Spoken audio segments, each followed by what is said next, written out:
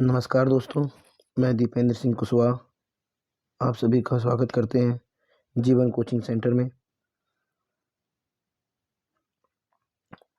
आज हम लोग शिक्षा से संबंधित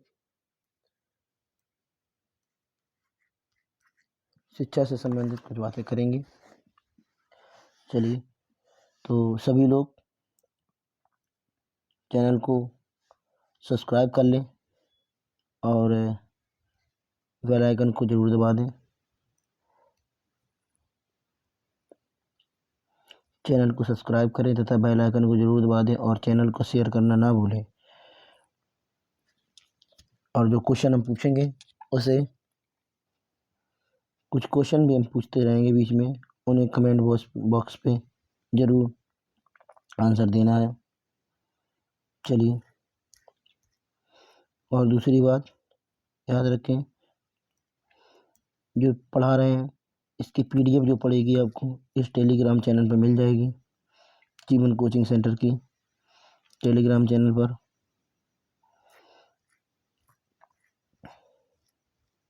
चलिए, पहला क्वेश्चन, पहली बात है तो भारत में शिक्षा का विकास किस प्रकार से हुआ। भारत में शिक्षा का विकास किस प्रकार हुआ और भारत में शिक्षा के केंद्र जब प्राचीन काल था उस समय, मौर्य काल, जब गुप्त काल, कुषाण काल, उस समय शिक्षा के केंद्र क्या क्या रहे। तो तक्षशिला विश्वविद्यालय रहा, नालंदा विश्वविद्यालय रहा, बलभी रहा, कांचीपुरम रहा और विक्रमशिला विश्वविद्यालय रहा। याद रखेंगे। तो क्वेश्चन आता है, नालंदा विश्वविद्यालय की स्थापना किसने की और विक्रमशिला विश्वविद्यालय की स्थापना किसने की। इन दोनों के स्थापनाकर्ता पूछे जाते हैं। तो याद रखेंगे, नालंदा विश्वविद्यालय की स्थापना अगर कहा जाए कुमारगुप्त ने की,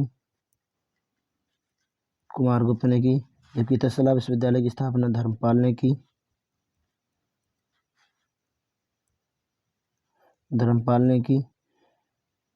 तो एक ट्रिक है एन.के. सिंह। एन.के. सिंह कौन है हमारे देश में?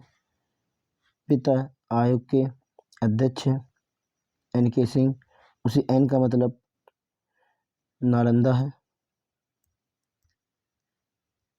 जबकि के का मतलब कुमारगुप्त है। तो याद रखेंगे एन.के. सिंह इनकी ट्रिक है। तो ट्रिक से याद रखेंगे, एन का मतलब नालंदा, के का मतलब कुमारगुप्त, विक्रमशिला अपने आप याद हो जाएगा।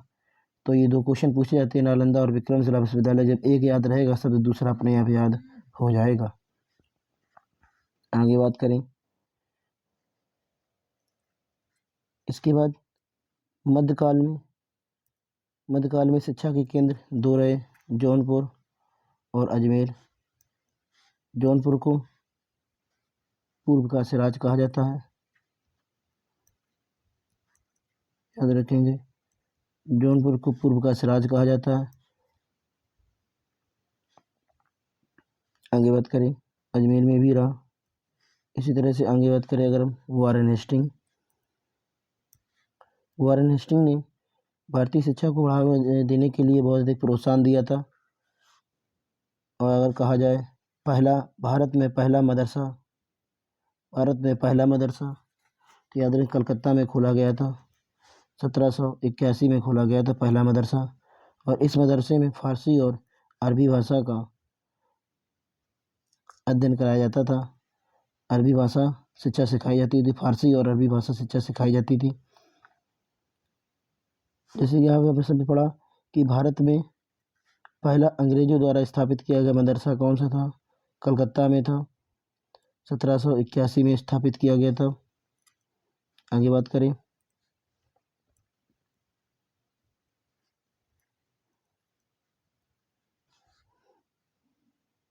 इसके बाद अंग्रेज शिक्षा को और बढ़ावा देने के लिए एक व्यक्ति आए, विलियम जोन्स।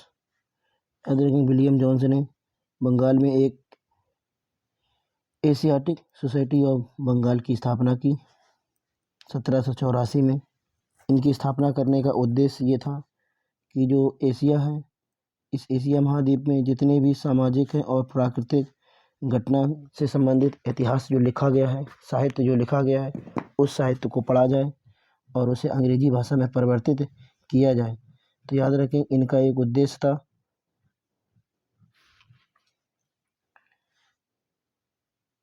को पढ़ा जाए और उसको अंग्रेजी भाषा में लिखा जाए।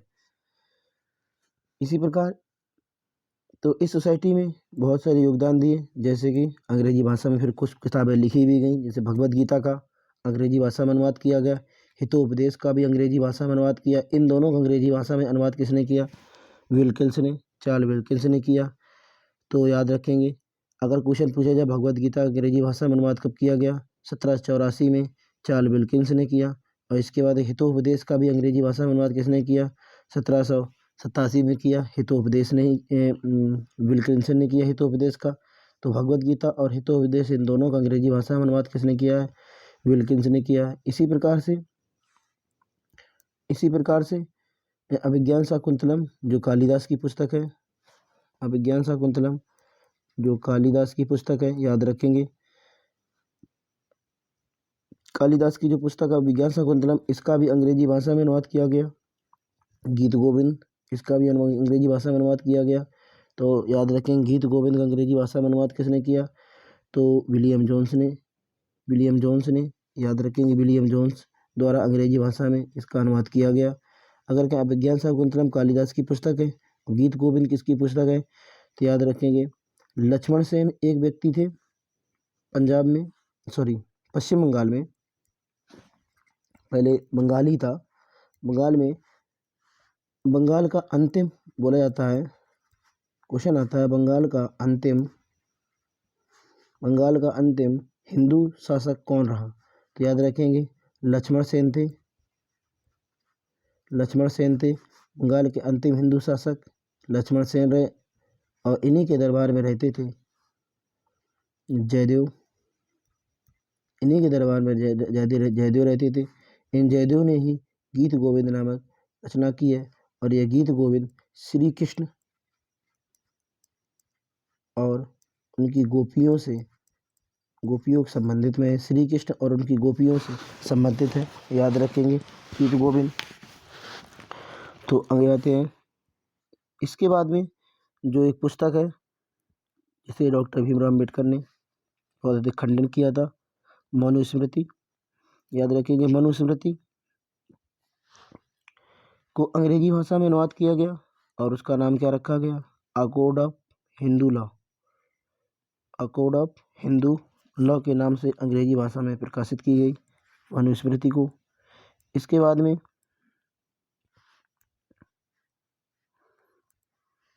बाद में बनारस में पहला संस्कृत कॉलेज खोला गया था जॉन डंकन के सहयोग से। बनारस में पहला संस्कृत कॉलेज खोला गया था जॉन डंकन के सहयोग से 1781 में पहला बनारस में संस्कृत कॉलेज खोला गया था। अगर कहें पहला मदरसा कहाँ खोला गया तो हम लोगों ने भी पढ़ा कलकत्ता में। पहला मदरसा भारत में अंग्रेजों द्वारा खोला गया मदरसा कलकत्ता में। और कहा जाए पहला संस्कृत कॉलेज कहाँ खोला गया? जॉन डंकन के सहयोग से बनारस में खोला गया था। इसके बाद फोर्ट विलियम कॉलेज की स्थापना की गई वेलेजली के सहयोग से। उसमें गवर्नर थे वेलेजली के सहयोग से। तो फोर्ट विलियम कॉलेज स्थापना करने का उद्देश्य क्या रहा? उद्देश्य ये था कि उस समय जो ICS की जो परीक्षा हुआ करती थी उनके अधिकारियों को जो प्रशिक्षण देने के लिए एक प्रस्ताव रखकर प्रशिक्षण दिया जाता था। कहाँ पर? इसीलिए इस कॉलेज की स्थापना की गई थी, फोर्ट विलियम कॉलेज की स्थापना की गई थी। इसी फोर्ट विलियम कॉलेज द्वारा 2 पत्रिकाएं जारी की जाती हैं। तो याद रहे 2 पुस्तकें जारी की गई, एक है अंग्रेजी हिंदुस्तानी कोश, एक है हिंदुस्तानी व्याकरण। एक का नाम अंग्रेजी हिंदुस्तानी कोश, दूसरे का नाम हिंदुस्तानी व्याकरण के नाम से प्रकाशित हुई थी। इसके बाद में 1802 में यहाँ पर प्रशिक्षण देना बंद कर दिया गया। 1802 से यहाँ प्रशिक्षण देना बंद कर दिया गया। और इसके बाद में इंग्लैंड में इन्हें प्रशिक्षण किया जाने लगा हेलेवरी में। इंग्लैंड में इन्हें प्रशिक्षण करना आरंभ कर दिया गया हेलेवरी में। 1806 से शुरू कर दिया गया हेलेवरी से। आगे बात करें अगर हम, तो इसके बाद एक चार्टर आया 1813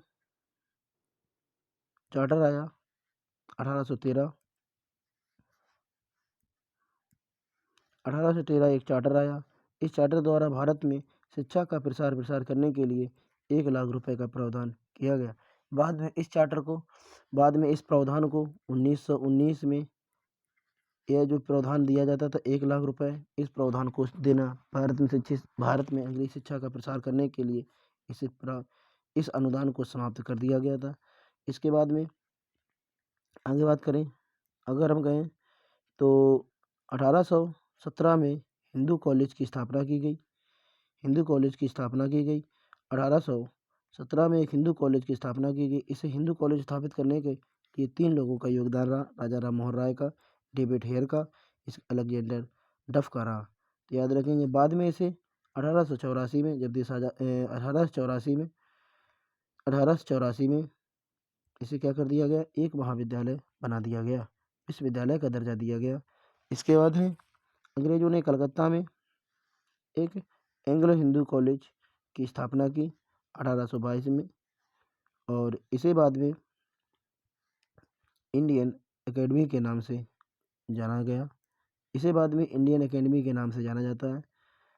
बात करें इसके बाद जो एक व्यक्ति का नाम आता है, क्वेश्चन आया माइकल मधुसूदन से। क्वेश्चन एक है, क्वेश्चन ये आता है कि पेरिस रॉयल एसोसिएटी, पेरिस की रॉयल एशियाटिक सोसाइटी के सदस्य बनने वाले पहले व्यक्ति कौन रहे थे। तो याद रखना माइकल मधुसूदन व्यक्ति ही थे।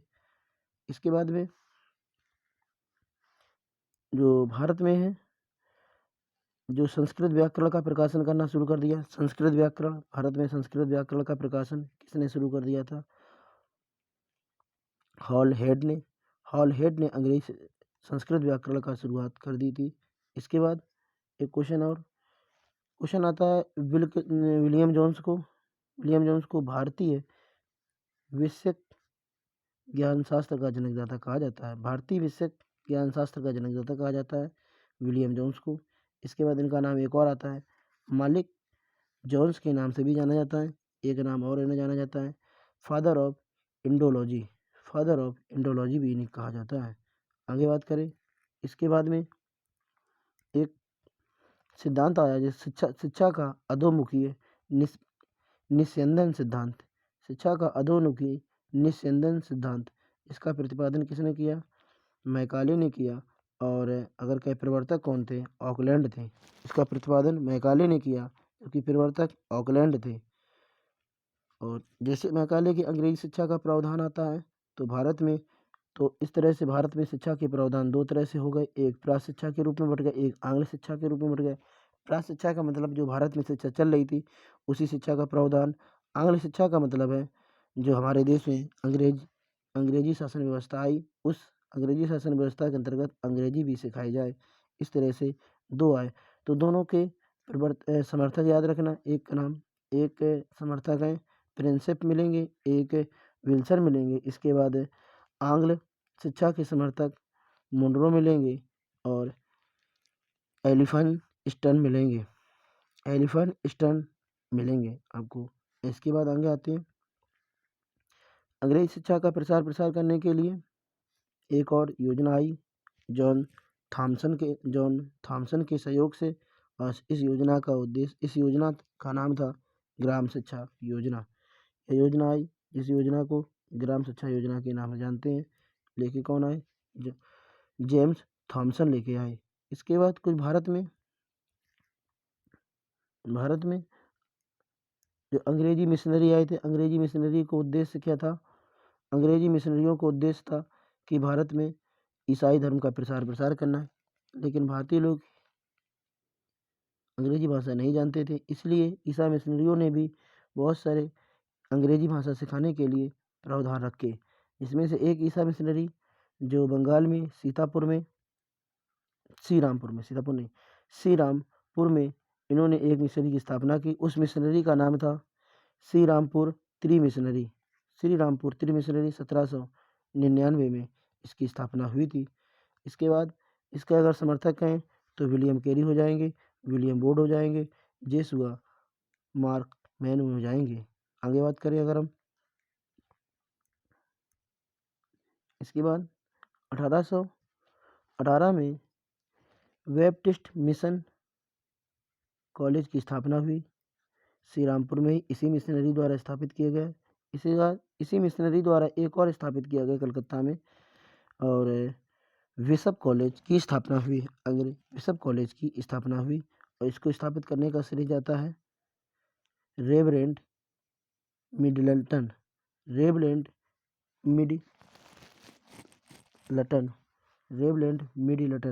आगे बात करते हैं अगर हम लोग, इसके बाद आती है अंग्रेजी शिक्षा में मैकाले का जो प्रमाण पत्र आता है।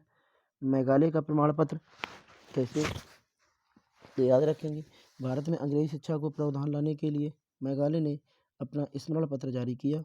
अपना एक पत्र परिषद के सामने रखा था, और वो कब रखा था? 7 फरवरी 1835 को। इन्होंने अपने कुछ सुझाव रखे परिषद के सामने। मैकाले की अध्यक्षता में एक बनाया गया था। इसके बाद इनके सुझाव को 7 मार्च 1835 को स्वीकार कर लिया गया।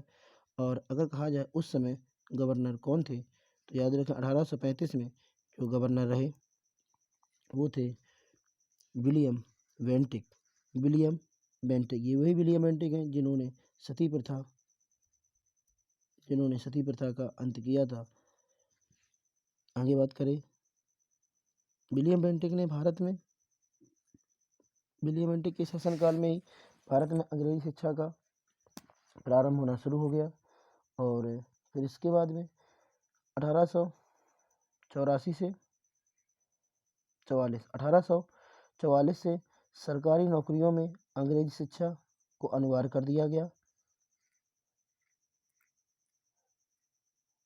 इसके बाद अगर कहा जाए प्रथम इंजीनियरिंग कॉलेज की स्थापना किसने की? एक है प्रथम इंजीनियरिंग कॉलेज हो गया, एक आ गया प्रथम संस्कृत कॉलेज हो गया। तो याद रखेंगे प्रथम संस्कृत कॉलेज जो बना वो बनारस में बना था।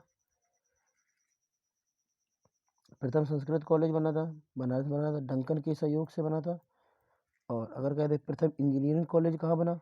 रुड़की में बना। रुड़की में याद रखेंगे। और ये कब बना? 1847 में, जो उत्तराखंड में वर्तमान में है। और जो पहला संस्कृत कॉलेज बना था 1791 में बना था। तो याद रखेंगे। और पहला इंजीनियरिंग कॉलेज किसके सहयोग से बना? जेम्स थॉमसन के सहयोग से बनाया गया। इसके बाद में सेंट जॉर्ज कॉलेज की भी स्थापना हुई। सेंट जॉन्स कॉलेज की स्थापना आगरा में स्थापित हुआ। और ये कब हुआ? 1852 में।